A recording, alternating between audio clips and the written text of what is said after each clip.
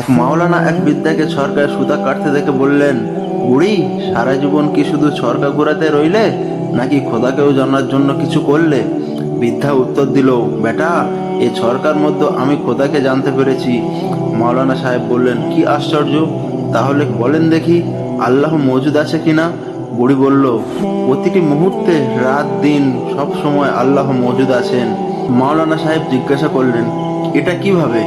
সে বলল, এভাবে, যেমন যতক্ষণ পর্যন্ত আমি এ সরকার চালাতে থাকি ততক্ষণ এটা চলতে থাকে, এবং যখন আমি এটাকে ছেড়ে দিই তখন এটা সে অবস্থায় থেমে যায়। তাই যদি এ ছোট সরকার সবসময় চালকের প্রয়োজন হয়, তাহলে জমিন, আসমান, চাঁদ, সূর্যের মতো এত বিশাল সরকারগুলোর চালকের প্রয়োজন কিভাবে না হতে পারে?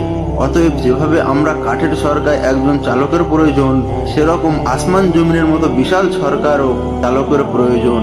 যতক্ষণ পর্যন্ত সে চালাতে থাকবে ততক্ষণ পর্যন্ত সব চরকা চলতে থাকবে, এবং যখন সে ছেড়ে দেবে তখন থেমে যাবে। কিন্তু আমি কোনো সময় জমিন, আসমান, চাঁদ, সূর্যকে থেমে যেতে দেখিনি। এতে প্রমাণিত হয় যে এগুলোর চালক সবসময় মজুদ আছেন। মাওলানা সাহেব পুনরায় জিজ্ঞাসা করলেন, আচ্ছা বলুন দেখি বুড়ি, আসমান জমিনের চালক একজন কি দুজন?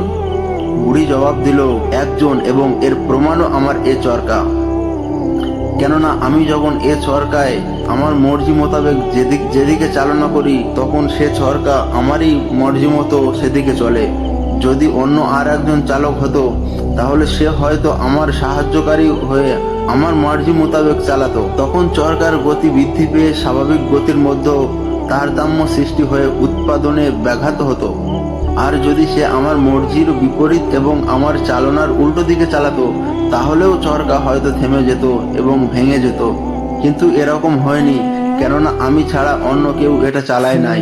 আসমান জমিনের যদি দ্বিতীয় আর একজন চালক হতো, তাহলে নিশ্চয় আসমানি সরকার গতি বৃদ্ধি পেয়ে রাত দিনের গতিবিধির মধ্যে তারতম্য এসে যেত, বা থেমে যেত, বা ভেঙে যেত। যখন এরকম হয়নি, তাহলে নিশ্চয় মনে করতে হবে আসমান জমিনের সরকার চালক একজনই।